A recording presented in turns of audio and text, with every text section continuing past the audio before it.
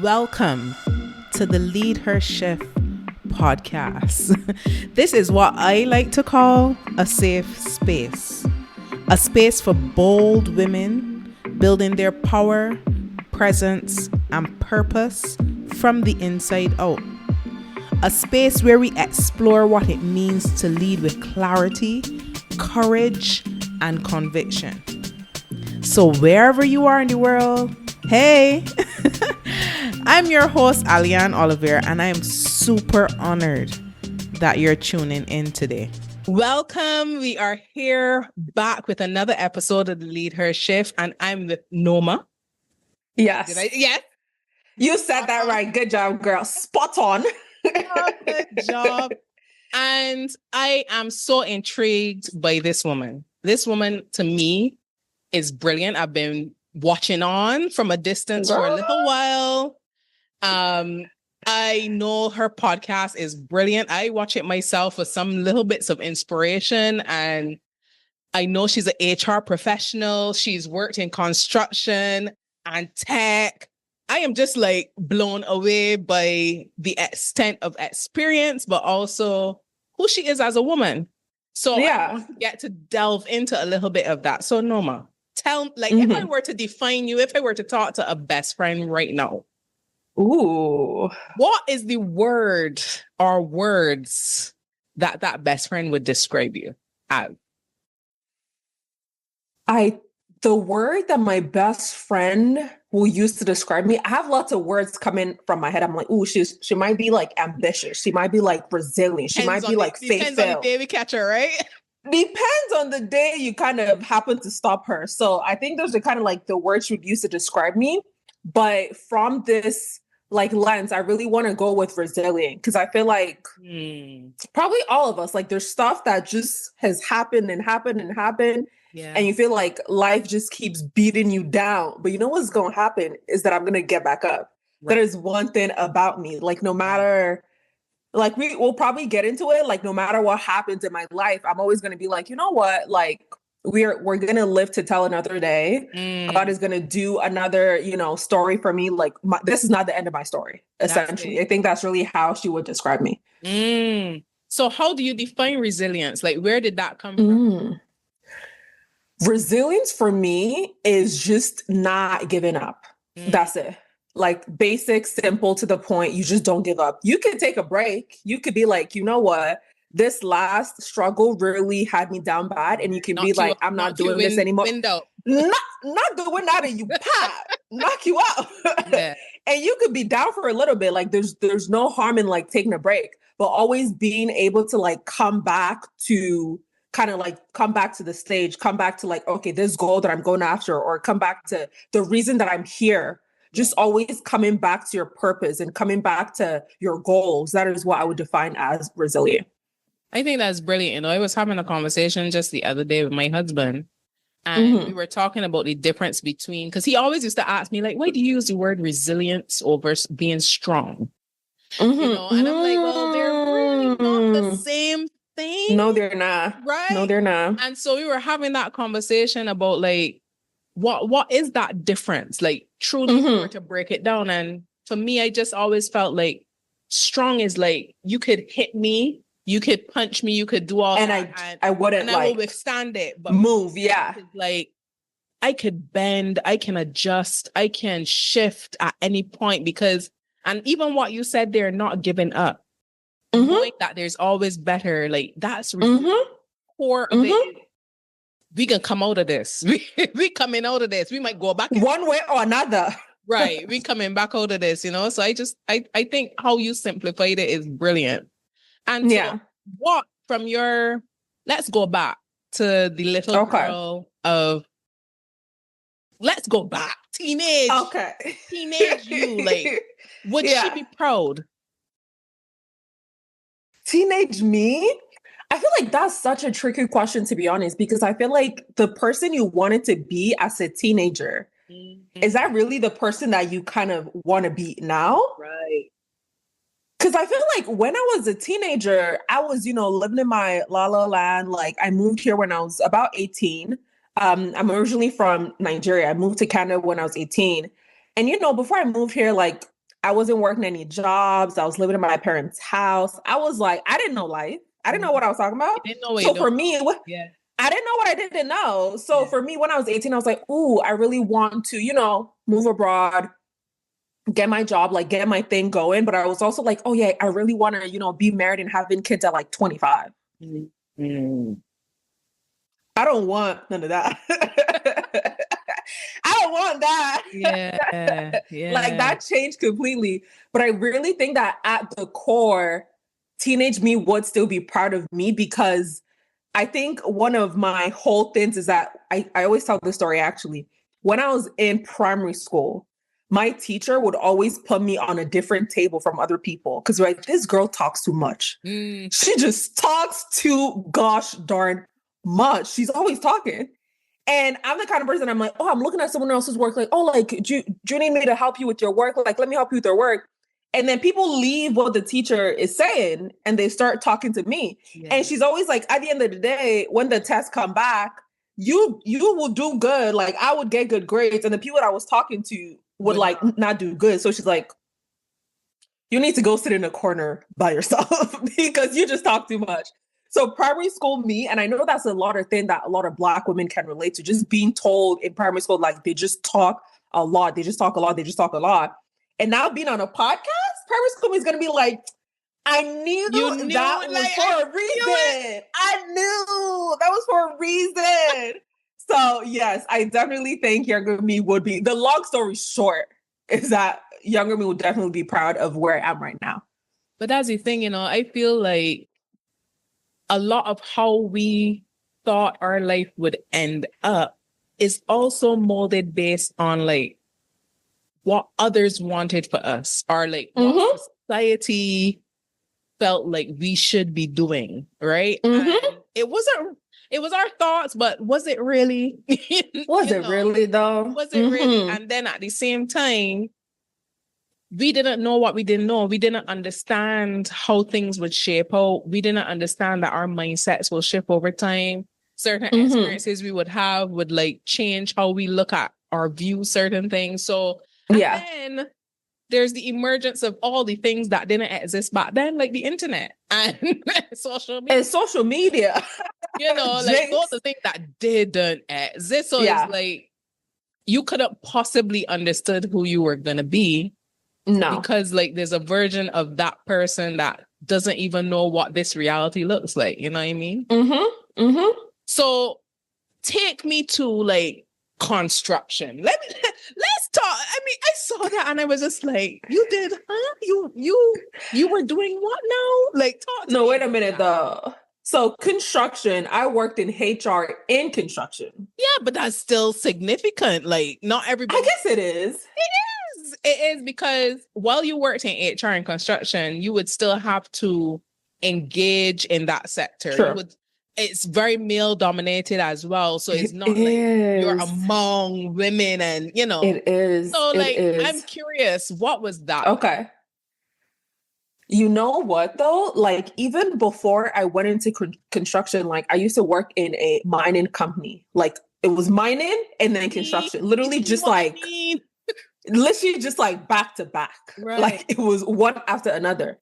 And I feel like both construction and mining are so very similar. Yeah. Because like you said, it's very like male dominated, but I don't know if this is something that people would think of construction, but it's very hectic. It's just very hectic. Like that's literally all I have to say about construction. It's really hectic. After my construction job, I was just like, I don't know if I want to do this anymore. Actually, I think I'm going to like opt out of this construction like lifestyle because things are just always constantly changing. Like, oh yeah, they're getting this $1 billion project, and we got to like hire more people. We got to train more people. There's just always something happening, which is a really good industry for someone that likes being on the move. Not to say that I don't like being on the move, but it was just very hectic and very male dominated for me. And like, even though my HR team was like mostly women, because I was like the newest person on the team, I was like the only Black person on my team. I was like the youngest person on my team.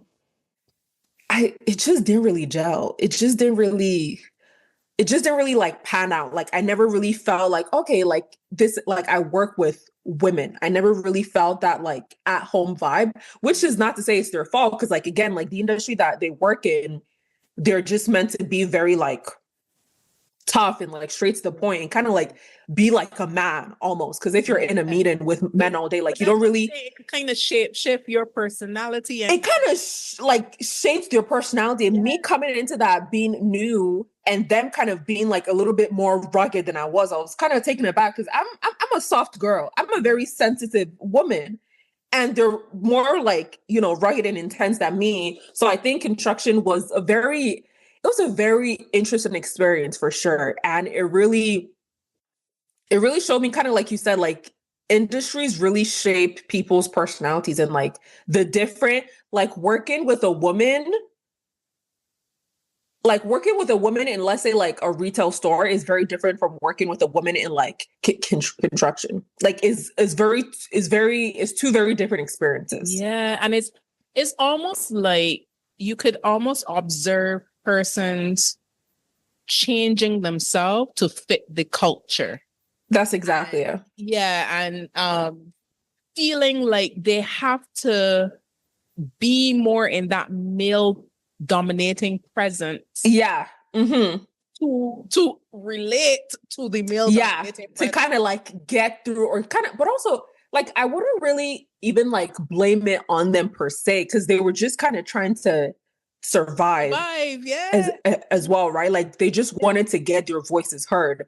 And like you coming in like trying to be a soft spoken in like a room full of men may not really get your message across the way that it, you know, you intend for it to be passed across. So I think it's just kind of the environment that they found themselves in. There's something that we say in Nigeria is na condition make crayfish bend. So like it's kind of like the crayfish may not originally have meant to be like bent over, but it's the situations that I was surrounded with that kind of formed its shape, that kind of made it go the way that it's supposed to be. And I think that's kind of the same thing with construction. Like when you're working in an industry like that for a long time, you kind of just become like a little bit more hardened in a way. You kind of just become a little bit different.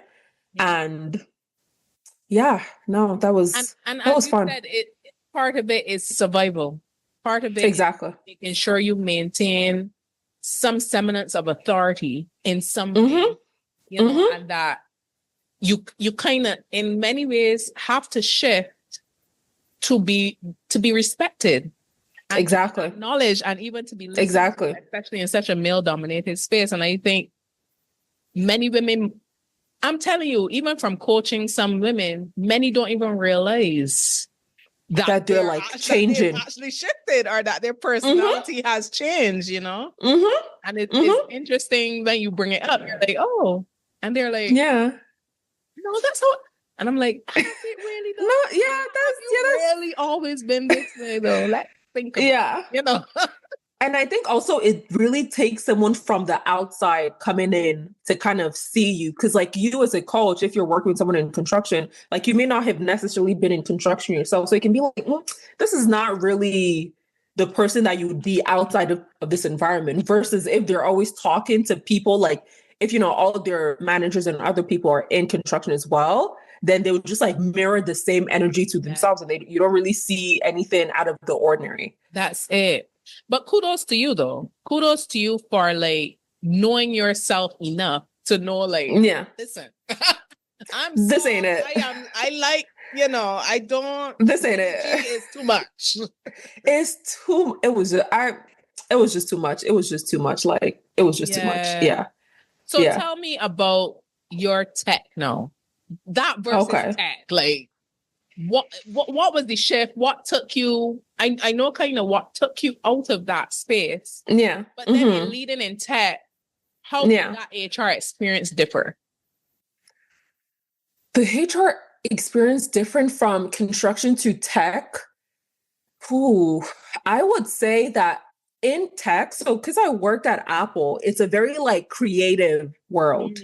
Like you're very much welcome to like make something new. Like you're very like it's very okay for you to like make something new. Like I used to do like training for one of the stores, and like I was trying to track, okay, like who's done what training, and there was nothing available to track it. So I literally just made a like tracking sheet. And they're like, okay, yeah, cool. Versus like if, I don't know, construction may have been like, well, you gotta, ask this person, you gotta ask that person. Like there's just too many bottlenecks. But also they're both very like constrained industries in the sense that, there's a lot of like legal requirements and you gotta pass this and you gotta pass that. But I just feel like tech was just it was much freer. There's a lot of diversity as well in tech. Like I was not the only like woman on my team. I was not the only like Black person at the store. Like there was just a lot of diversity in tech versus compared to the construction industry. Yeah. So I think I very much enjoyed tech more. And tech is very like young people. It's very like fluid. It's very creative. It's very fun. Right. It's very like day to day versus construction being more of a like man's world. You wouldn't really call tech a man's world. Like everybody's kind of welcome because it's more your ideas than your gender. Yeah. And I mean, I could just imagine that in that sector, meaning mining and even construction, very much still mirroring the industrial age. So that yes, exact structure as opposed to tech that is a little more, Are you sure you haven't worked in mining or construction? I have not. That's exactly it. But what led you to HR though? Human resource, like what led you to that field in the first place? Honestly, I've just always liked helping people. It sounds very cringy. I don't like saying that because people are like that's kind of like it just sounds like a like cop-out answer, but it's really not. Like I've just always liked helping people. Like I'm the person that my friends would come to. They're like, oh, I need help with like my resume, or I need help with like setting like a goal. Like last year I was doing like a goal setting session with all my friends. And we kind of just like set our goals, like went over the last year, set the goals for the new year. Like I'm just very interested in personal development and helping people get better, which is also kind of where the podcast kind of came from. So like just personal development is just such a passion of mine. And HR was kind of the most like corporate aligned role for personal development because you help people train, you get people set up for their new roles, you onboard people, you do all those fun things, which I feel like is the corporate personal development in a way, or like helping people develop in their career. So I think that's how I kind of fell into HR. It was either HR or marketing because people would always tell me like you would be very good at marketing, but I'm like marketing was too close to like sales. So I'm like I don't know if I want to be doing all that, but it was either HR or marketing. And I was like, nah, like HR sounds like it would be more enjoyable for me than marketing. I mean, if you look at it just fundamentally, both, I guess, are some form of communication, right? I like to yap. Yeah. Like primary school, I mean, either way, it's perfect. Mm-hmm. So let's get in a little bit to your podcast, Getting Girl. Okay. Firstly, where did the title come from? Why that like segment of podcast you felt was necessary? The title actually came from a tagline. Like I was, I think it was like last year, I was trying to be like, okay, like I really want to start this podcast. I really want to get out there. And I was just thinking like, okay, I want to be like the go-to like encouragement, motivation person. Right. Like I really want to convince people. And there's something I always say about myself. Like if you spend enough time with me, I will literally brainwash you to believe that you can do anything. Like Lulu, let's get delusional over here. Yeah. Delulu is very much indeed the Salulu. You either take it or you leave it. And I'm just like, I'm that kind of person. Like, I'm just so delusionally optimistic. I love like that. I believe like it doesn't matter if something doesn't work out 120 times. I'll be like, this 121st time though, it may work out. Another opportunity. That's it. That's just the kind of person I am. And I really feel like being so optimistic about life and really feeling like, because also something I say is that the world is just a playground. Mm-hmm. Like the world is just a giant playground. Like you can quite literally do anything. Do anything, yeah. You can quite literally do anything. And even thinking back to stuff like the Wright brothers, like this is one of my favorite stories, because the Wright brothers, when they were trying to like make the airplane, they were like, oh yeah, we want to build this object that can fly in the air. People were like, what are you talking about? You want to do what? They were like, psychiatrist, lock them up. Yeah. Like these people were so, they're off their hinges, literally. Yeah, that's it. But think about how far-fetched the plane used to be when the Wright brothers were trying to make it done. And think about how normal the plane is now. Now, like, and it's funny because, you know, I was having this conversation recently, not about this story, but about just the plane. Like, we get on a plane and like, we trust the pilot will get us where we're going. Like, we don't, there's no question. We go online and we book the ticket and we don't even. And that's it. Like, you know, and like, so it's no one's going to think about what we're doing. You know, like you just have that blind so why trust. Don't you yourself the same way? Why don't you believe in yourself the same way? Like it's just that, like you don't know. Like when you're booking a ticket, they don't show you a page of like, oh yeah, like the pilot's credentials. This is how many planes he has flown. You don't get none of that. You know your resume. You don't know. You know your own resume. Why you acting brand new? like right. Why you acting brand new? So like that's just my whole philosophy. Like anything is quite literally possible. And really, like I think last year I was just sitting around like, okay, like I want to be like the go-to encouragement person. I'm going to go be the go-to encouragement person. And this tagline literally just came to me of me being like, because my tagline on Instagram, like this is my entire like brand tagline, is you're capable of so much in life. And I want to make sure that you know it. Like I want to convince you beyond the shadow of the doubt. Like, you know, to the depth of your bones, like you're capable of so much in life. And I was like, okay, get in, girl. Like I want to help you build the life of your dreams. Yeah. So that's kind of where the topic or the name of the podcast came from. I was like, get in, girl kind of sounds fire. Yeah. And I literally just like went with it. And I think it's so interesting because it could be like, get in here, like come here now and like, let me figure you out. And, you know, or it could be like, just get into the idea that you're going to lead whatever you set your mind to, you know? So I think is very brilliant. But you see, you've gone on, you're an HR professional and you've gone on to career coaching. And there's one thing I want to highlight. I wrote it down because I was like, okay, I need to understand. Okay. Right? You said she helps women stop spinning their wheels and start building soft, structured success. And I just was like, okay, soft and structured, you know. But a part of me was like, what does that mean? Like when I've seen nobody ever explain getting persons to the end goal as soft. Because I've seen society almost over the years strip women of that softness or tell women that being soft is a weakness. It's like the nurturing side of you need to get rid of that. You need to be strong. You need to be da-da-da-da-da. So it was so refreshing to see soft. Yay. Because we still gotta do we still gotta be serious. Right. So talk to me about that. Why? Where did that come from? Why? What is it that brought that to the fore for you? And why you felt like it was important? Yeah, for sure. Look, I already said in the beginning of this podcast, like I'm a soft girl. Right. I don't do too much. Like I like to retain who I am.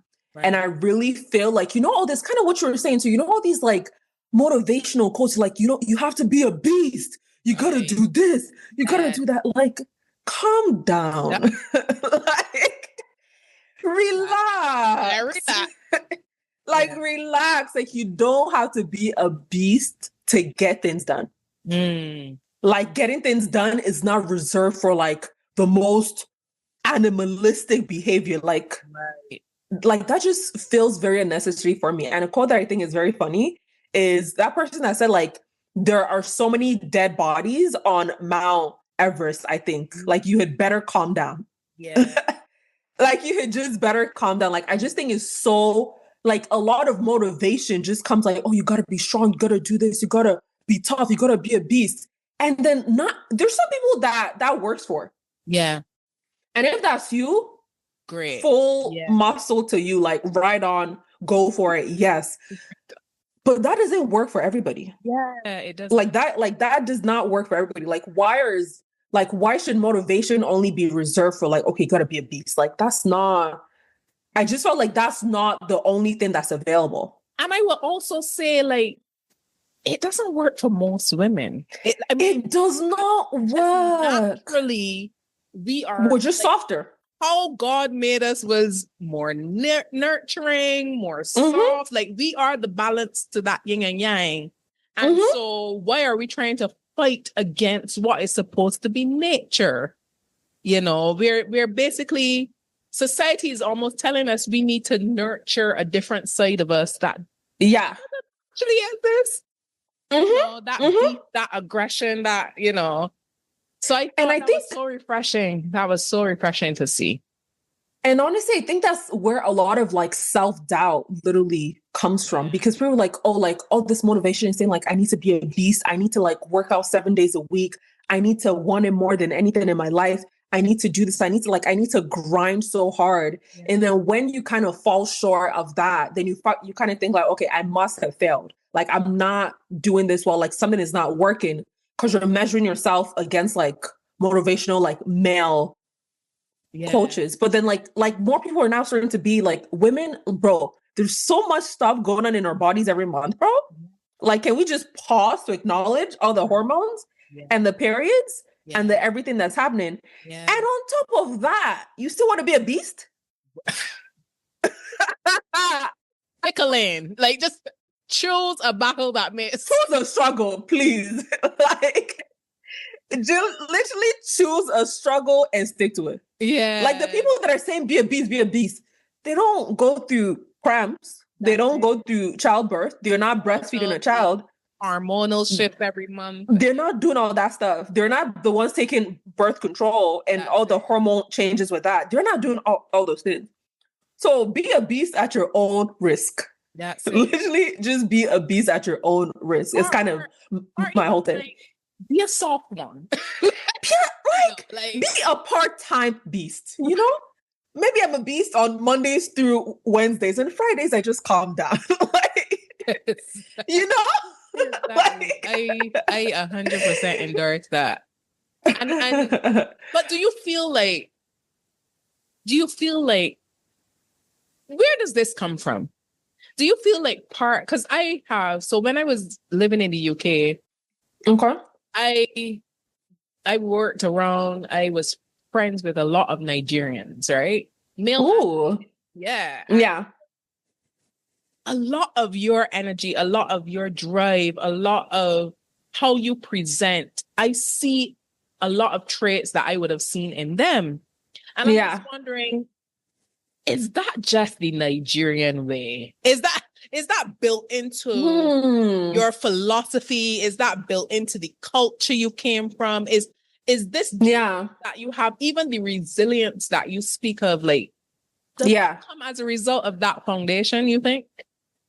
I think there's two sides to it. I think the resilience does come as a part of that foundation, because a joke I like to make, this is a joke.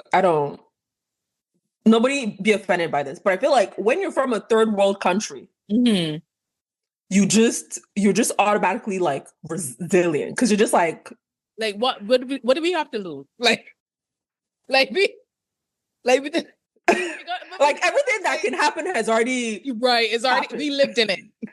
I've already lived in it. Okay. Like there's nothing there's nothing that you can really say to me that, like, you know, like all the problems that I have today is a little bit of, you know, first world problems, because it's not saying that they're not problems, but like there's always someone in a worse condition than you. That's right. I feel like just coming from that situation of like, you know what, like there's people actually truly suffering.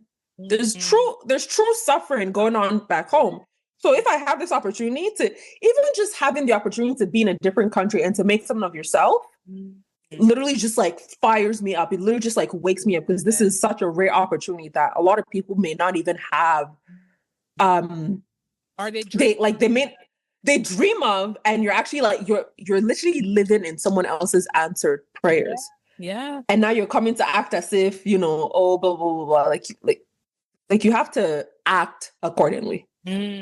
Like you have to act accordingly. But I think also the softness, on the other hand, I think having Nigerian parents are so strict. I feel like people say like Nigerian parents are one of the like strictest, like people, like one of the strictest parents they are. And I've tried the whole be a beast. I've tried the whole, you know, I want to do this rugged thing. Let's do this all the time. Like, I've been there. I've done that. And it did not work. Yeah. Like it literally did not work. Like you're literally on a one-way path to burnout. Like you're literally on a one-way path to burnout. And when you're laying in the hospital, bro,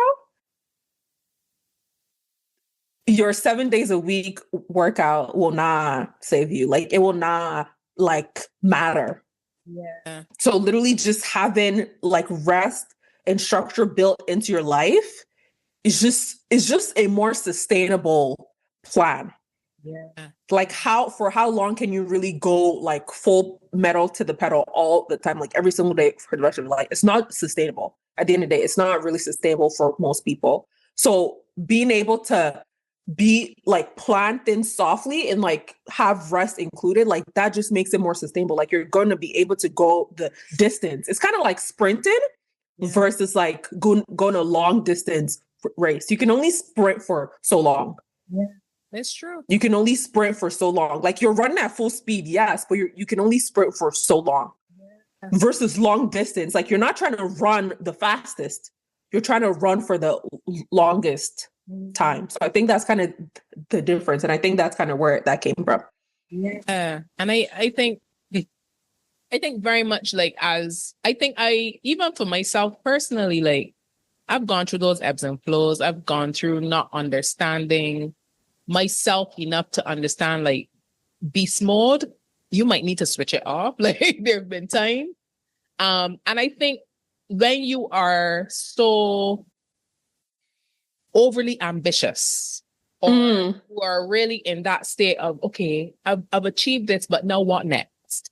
Or you're trying to get to the next goal before the last one could even be like celebrated. Completed, yeah. Right? And so when you're in that state and you feel like you got to keep on go game, it gets exhausting, but you don't even realize. I think only maybe in the last few years, I've been able to recognize that month to month, each week of the month, I am a different me.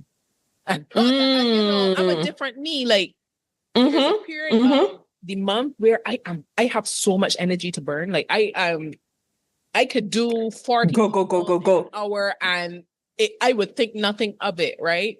And then there's another period in the month where I'm like, oh, okay, I can't even read this one line. It takes me at least an hour to read this one line. And I recognize you got to know that about yourself. And not just how your cycle goes as a woman, but just your personality. There are times when I'm people out. I'm done. I don't have emotional energy to interact. Just to say hello is too much energy, you know. I don't want to. And it's funny because I often tell persons like, I'm an introvert, you know. Like me too. Nobody believes me. You know, I'm an introvert, right? Like I could sit in a corner and like read a book or write a journal, and I'm like, I am very comfortable with myself. People don't know that about themselves. Especially, you know, how do you get persons to like get to that place of knowing or understanding or even like being aware? Like, it could be a thing for you. Yeah. I think honestly, kind of like you kind of already touched on this a little bit, was just spending enough time with yourself. Like actually taking the time to be alone. Like some people are so scared of being by themselves and they're always like in a relationship, or they're always at a party, or they're always on social media. That's not, it's serving you to a certain extent.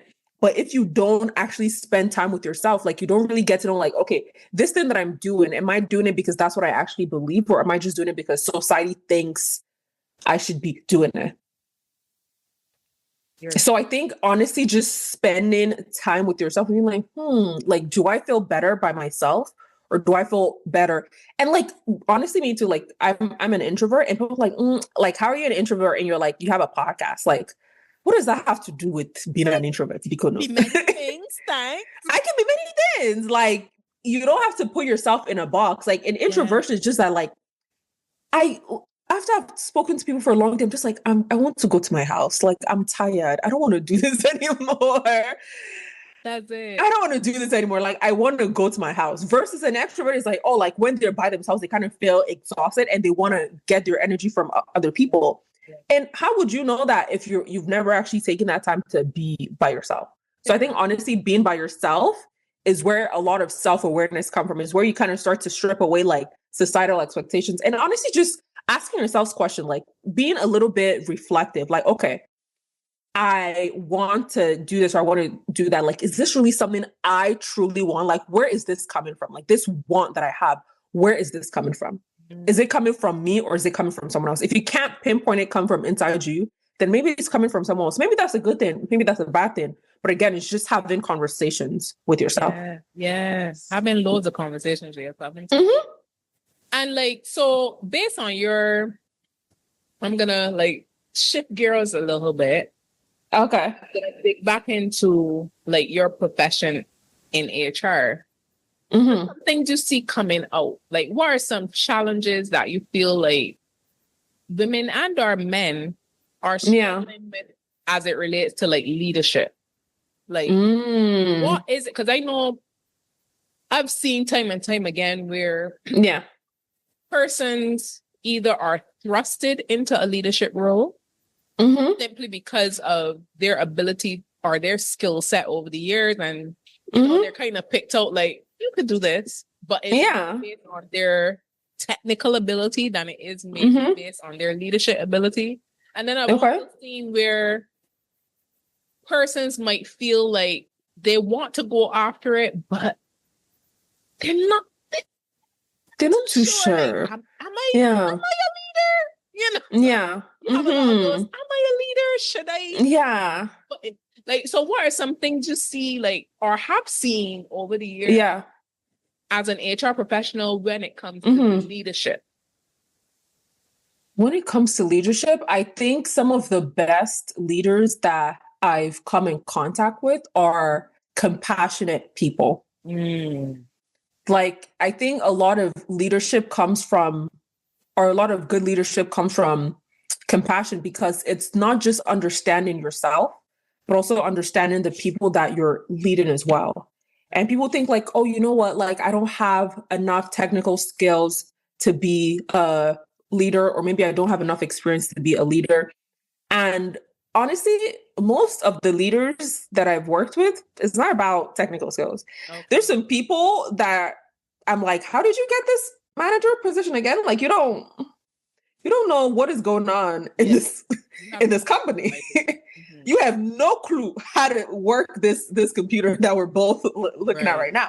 It's like, it's not, a lot of times it's not really about the technical skills. Like, it's a good thing to have, because like nobody likes a leader that's, you know, like, you want to be able to like work with people. You want to be able to understand where people are coming from.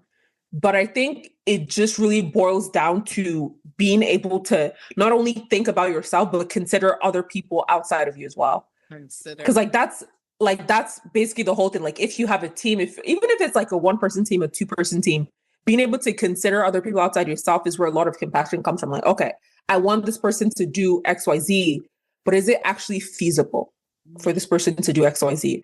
Or I'm giving them a timeline to do this task. Is that, you know, a sensible timeline for them to complete this task. And so I think it's just compassion and considering other people outside of yourself that I think makes the mark for a really good leader. Do you consider yourself a leader? Not really, to be honest. Like, I think I'm more a leader of myself than a leader of other people because I don't really think that I have the patience. I think you need to be patient to, I think there's a lot of patience that has to come in leading, because you're leading people that have different abilities than you. You're leading people with, like, one person might be really good and, you know, they do things quickly. Another person's like a little bit, it's kind of like being a teacher. Yeah. Like, a teacher is such a stunning example of what it means to be a leader. And I cannot teach for the life of me. I would walk out of the classroom on day one. I'm like, 2 + 2, they say 8. I just pack up my stuff. I'm like, okay, well, thank you so much. Yeah. I'm done. So I would not consider myself a leader, only because I don't really think I have the patience. It's something that I'm working on to a certain extent, but also, you know, we talk about like just being self-aware and knowing yourself. Like, to a certain extent, it's not, I have patience for people in a day-to-day, but at a workplace, bro, I just don't have the patience. And I think it's just being self-aware and knowing yourself. Self-aware for sure. And I think at the core though, leadership is influence. Leadership is the ability to guide, to mold, to mentor, to help support building other leaders. And so for me, I think you're a leader. Girl, stop. Even, you know, I feel like you're able to influence others even that you may not ever meet.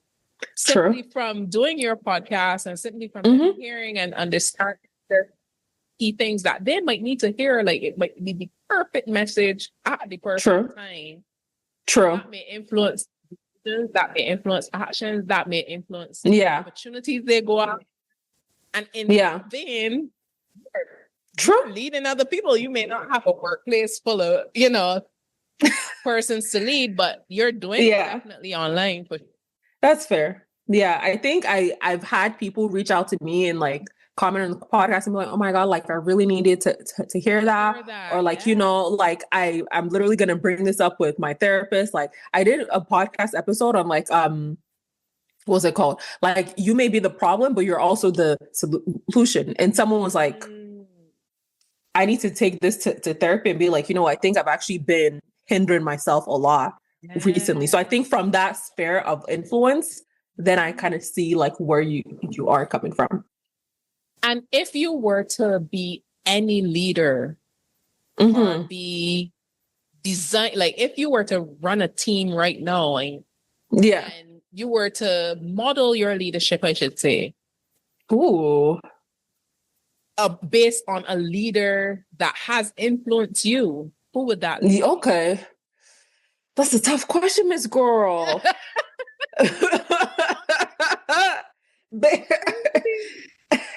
Okay, well, who, like, based on a leader that has influenced me, who would I model that after? I don't know if this is a cop-out question, but I really like Napoleon Hill. Okay. I know he was not like, you know, and look, before I go into it, I don't know about the man's personal life. I don't know what he was doing. I don't know about that. I'm talking about like his books in particular. Yeah. But I really think from his books, he was just such a person of influence. And even though he's not here today, like his books like Think and Grow Rich is still one of the like biggest bestsellers of all time because of just like the sheer encouragement and strategy. I feel like that's kind of what he does. Like he encourages you and he gives you the strategy to go with it. And I always say Napoleon Hill was the original Delulu is the Salulu. Like before the TikTok girlies were saying it, he was like, I can see that. He's like, you are what you think, like thoughts are things. Like he was saying that in the 90s and the 80s before TikTok, you know, really coined that term. So I think I would want to model my leadership after Napoleon Hill because it's not just like kind of like what you said, like guiding people. Like it's not just like commanding people or telling people what to do. It's kind of like showing people what is possible and then giving them the tools to kind of like reach that possibility that you've shown them. That's perfect. Yeah. Mm-hmm. So where do we go from here? Where do we go from here? What is your vision for that podcast? Yeah. Coaching, like what will I see? What will others see 5-10 years from now from you? Oh, 5-10 years from now, I really want to, I don't want to say get into life coaching, but I've kind of always wanted to do life coaching. Like I just do a little bit of career coaching because like I have the experience in it. But what I really want to do is like life coaching. Like I want to continue my podcast. I want to continue the channels and everything, but I want to be a speaker as well. Like literally like being invited to speak to people, like being invited to speak to like graduating class and be like, I need you to understand me so clearly. Yeah. You can do anything. Like I literally just want to be able to be on stages, talk to people, encourage people, motivate people. Like that's my entire thing. Like what I'm doing right now, but on a bigger scale. Yeah. That's what you can expect from me. But it's the ultimate thing because it's shaping generation. It's not just, it's not just saying a nice speech. It's shaping how they think. Shaping exactly. How they even choose to go on and learn, shaping exactly how they see themselves and what they think is possible. And I think that's brilliant. I think there isn't enough of us. Yeah. Period. Even and I say that intentionally because even for myself in my career, I'm constantly looking for mentors who look like me. Me too. Right.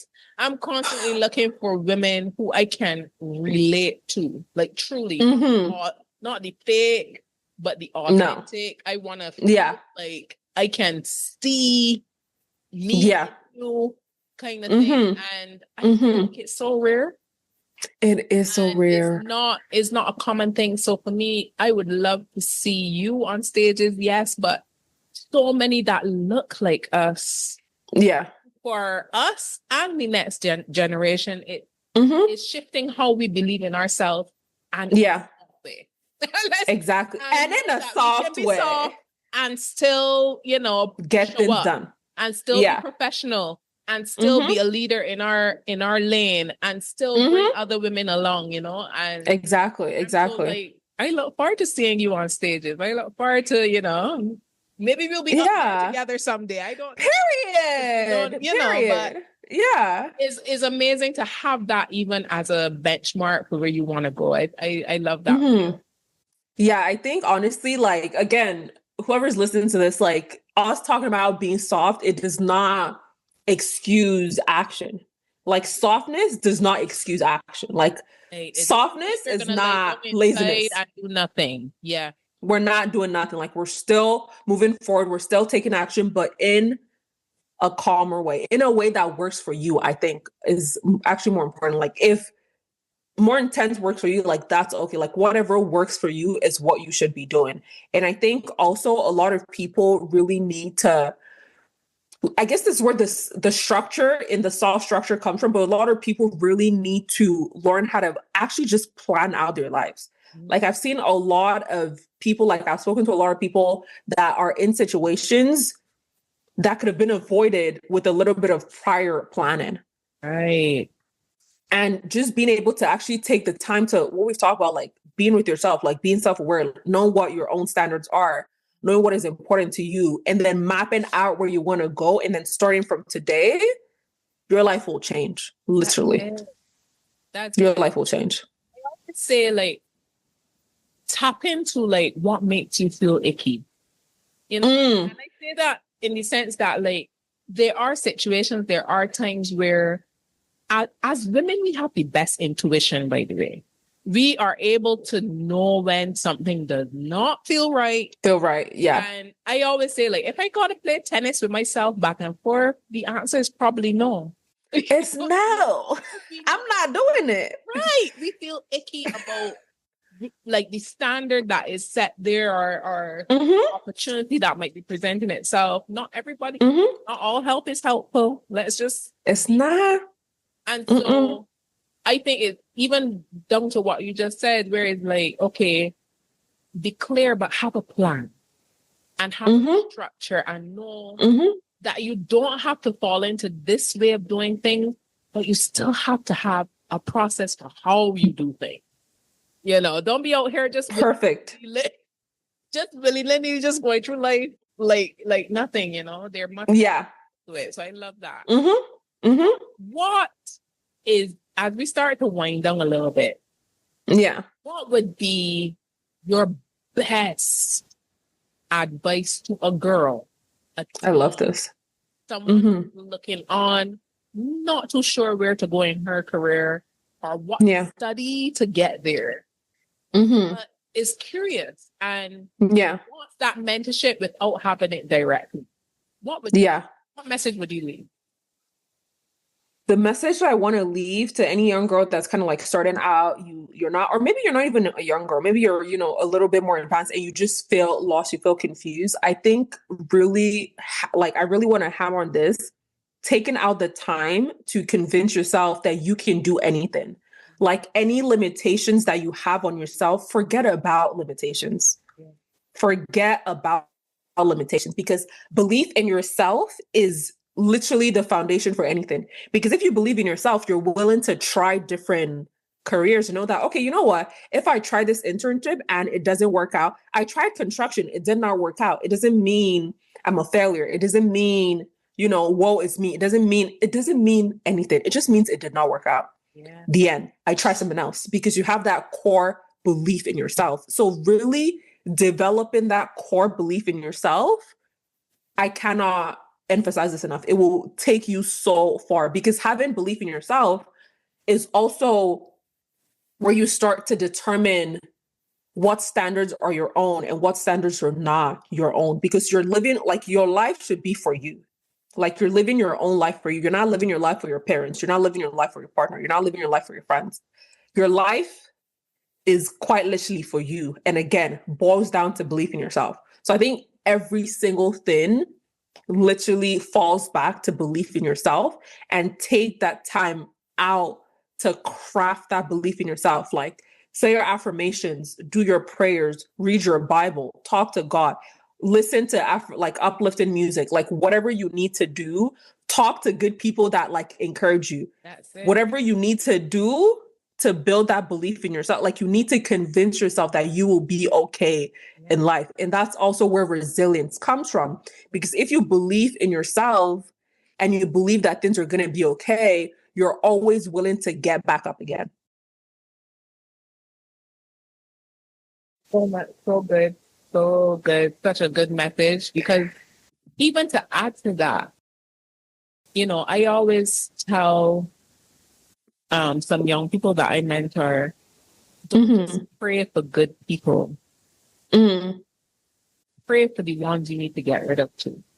Okay? Like, there may be people, look, their season has ended from, you know, and if you want to let it end, you need the full thought to enter the chat, right? And so, you know, it is an all-encompassing thing, because I also find that I was trying to wind down, but you just wounded me back up.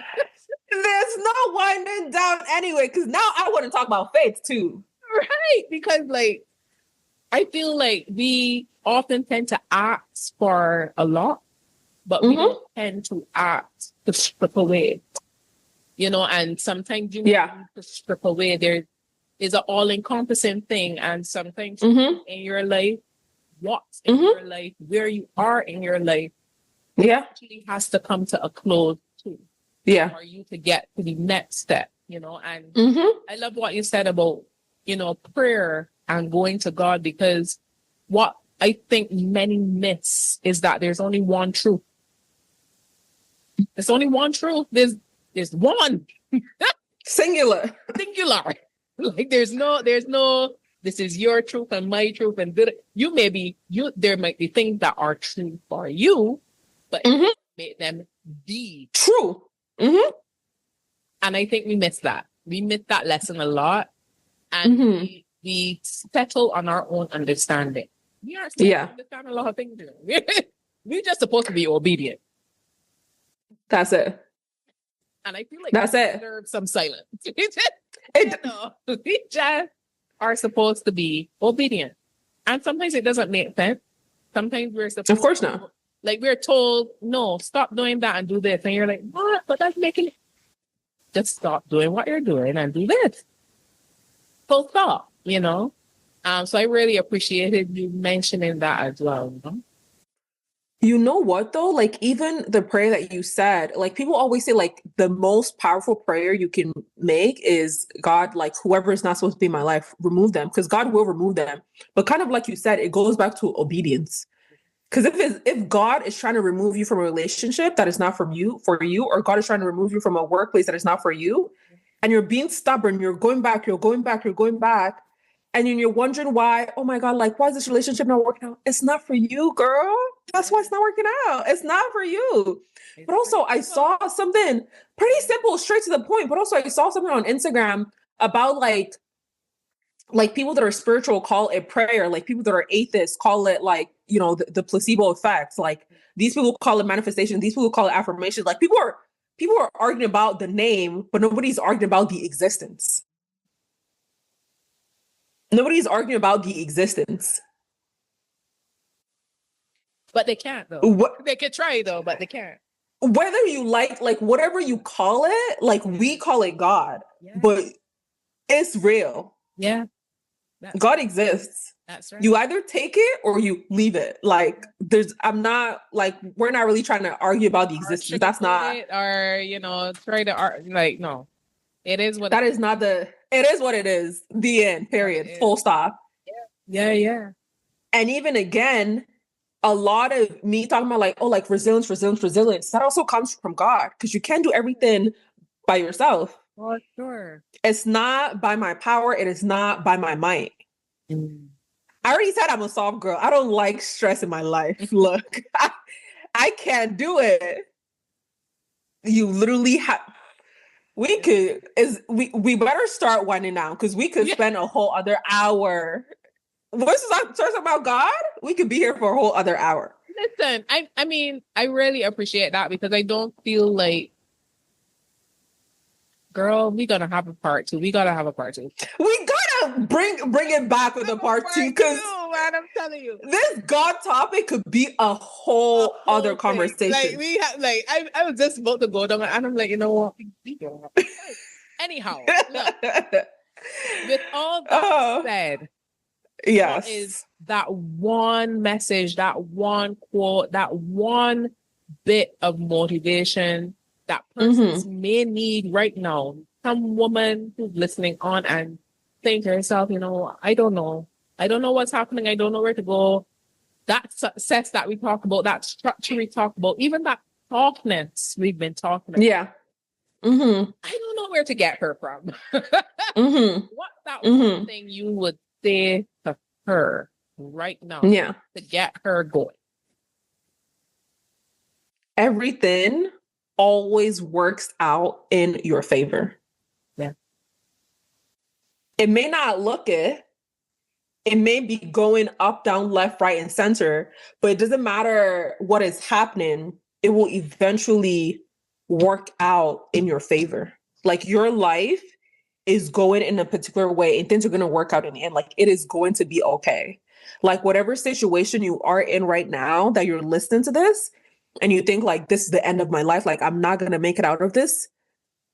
Believe me, when I say I thought my life will end hundreds of times. And guess what? Here I am. Everything will work out in your favor. The end. Nneoma, you've been awesome. You have been brilliant. Thank you so much. Of course. For coming on the LeadHer Shift, for coming and talking and chatting, and for sharing your perspective, because I totally agree with you. Honestly, it works out in your favor, and it doesn't always work out in the time you think it should, but it's always. That's the problem. It's always on time. right? And so I really appreciate you delving a lot into not just your background, but all the knowledge you have. And I know there's some women out there who are going to benefit. There's some women who are going to hear this podcast and be able to take that next step. All because of your leadership. Period. Look, I am looking out for that part 2 email, girl. I am expecting it in my inbox. I'm expecting it in my inbox. But until then, thank you so much for coming on as a guest. We will be back again. Nneoma has said yes. Yes, I have said yes. Thank you for having me, girl. You are welcome. Absolutely. Now, if this episode spoke to you, share it. Don't keep it a secret. Don't gatekeep. Send it to that woman who you know needs to hear. You are not alone. And your leadership still matters. I'll repeat that. You are not alone. And your leadership matters. And wherever you listen, please subscribe to the LeadHer Shift Podcast or head on over to our website, theleadhershift.com, to connect with us there. This movement is about more than just leadership. It's about building something better. I'd love to hear your story because your voice matters, you know. Because the world is ready for your authority. The question is, are you?